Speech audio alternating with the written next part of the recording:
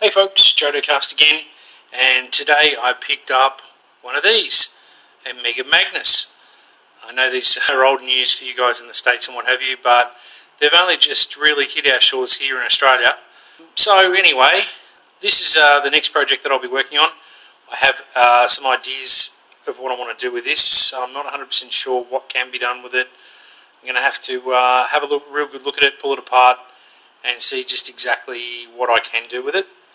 But the concept I'm sort of thinking of is Judge Dredd's gun from the original Dredd film with Sylvester Stallone.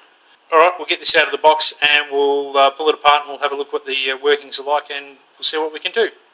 Okay, so in pulling it apart I found a couple of things. The first of which was, and the most concerning of which, was that this little door here, which sits at the top of the internal magazine, holds the darts down in place so that the breech can pick up the darts and loading them. The actual little springs at the back of it that hold it in place were actually completely gunked up with glue, and it was stuck to the shell. You can see there's like glue residue on the actual door there,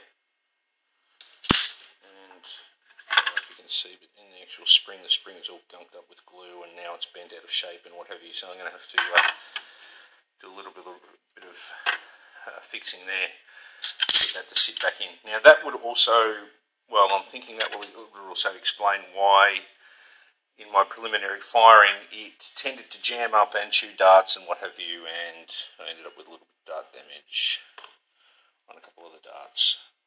Not happy, Jan. But what do you do? Now, alright, what I've decided to go ahead with and will try and do is remove the air restrictor. I haven't been able to find anything on YouTube by anyone else about removing the air restrictor from the Magnus. Don't know if anyone else has done it because nobody else has posted any videos showing how it's done or explaining how to do it.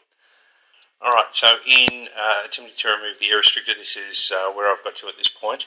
I've taken the sled, and at the very back of it here there's a piece that holds the plunger in place, stops it from coming any further back, etc. So what I did was put that into the old bowl of boiling water and got it to the point where it can be removed. Now that will allow you to get your plunger head out, so we can actually do a little bit of a Teflon mod and improve the seal on the O-ring for a start, and secondly it gives you access to the back of breech where the air restrictor is fitted. Now, in looking at it, it looks like where you see the two slots, top and bottom there, you basically just need to take the outside line of those and make it a complete circle all the way around, a complete hole. And the spring and air restrictor and what have you should fall out through that. So I will attempt to do that next and see where we get to doing that. Okay, so I took the Dremel to the back of this sled breech assembly and took out the back section, basically dremeled that out, which allowed the air restrictor and spring to come out. So now that's all freed up, ready to go. So now all I've got to do is basically I'm going to put a bit of Teflon under the seal on here. That pops back into your back of your breech section here, and then you put your, so that is the new assembly with the air restrictor removed.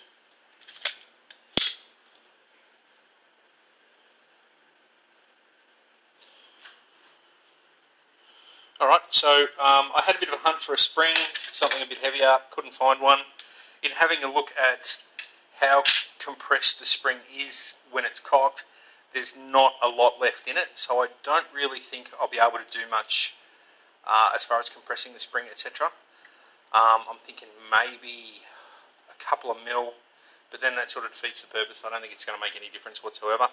I'm going to have a look at maybe doubling up the spring, see if that's a possibility. But I'll get back to you and let you know if that works out.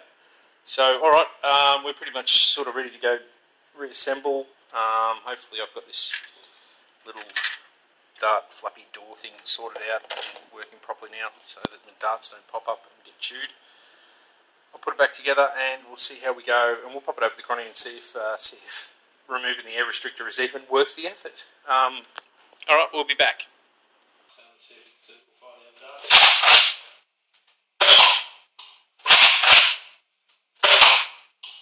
So now it's loading and firing quite nicely. Now we're going to run the modified Mega Magnus over the chronograph and see if we get any higher FPS.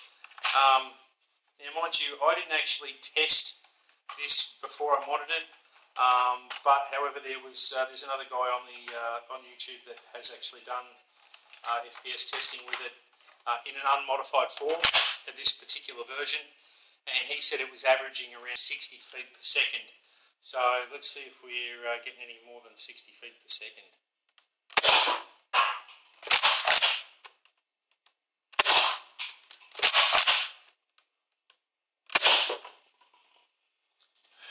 Not according to this one, huh? Should have tested it myself before modding it and seen what it come up as, because it feels like it is getting better pace speeds and better FPS than what it was before. It feels like it has more power, but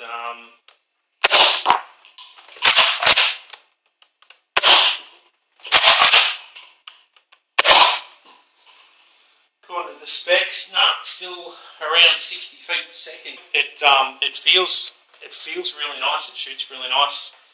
As a general, in general, I would say it's quite a nice blaster. I like it. Yeah, it's got these great big phallic darts, but I think they're kind of cool. Something different. Yeah, obviously wouldn't run around with this as a primary, but as a last resort, I think it actually goes quite well. It shoots very well. Just wouldn't mind trying to get a little bit more oomph out of it, considering you know, some of my other pistol blasters are getting in the high 70 feet per second sort of range. I'm going to do a cosmetic mod on this one as well. Like I said, I want to turn this into, I believe it's called the Lawgiver, Judge Dredd's gun from the original Judge Dredd movie with Sylvester Stallone. So I'll get about doing those mods and what have you, and I'll post another video up once they're all done. Alright, thanks for watching guys. Cheers.